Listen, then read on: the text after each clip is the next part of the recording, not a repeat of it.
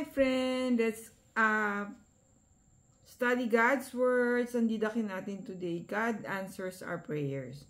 Yung Bible verse is from Luke 7 verse 13. When the Lord saw her, he was moved with pity for her and said to her, "Do not weep." So the one who shared today's story is Sis Risa Espinosa. So ang story niya is about a prayer or a project proposal na pinag-pray niya na ma-approve for her husband.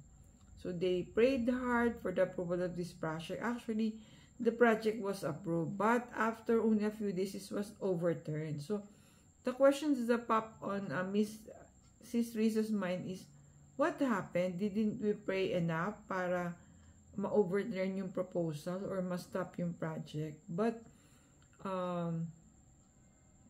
when your prayers remains unanswered, do you sometimes think that God does not look upon you with favor? However, months later, she realized that God did look after her kasi if the project pushed through, there were a lot of problems connected with it. So sabi niya, aha moments like that made me ask for forgiveness from the Lord, especially for questioning if He really looks after me. So minsan, things happen because there's a purpose, Lord.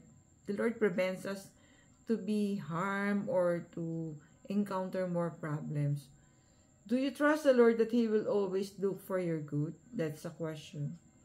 Lord, may I always remember that you always have my good in mind and that you will never put me in harm's way. And amen, amen. Thank you for watching. See you in our next video.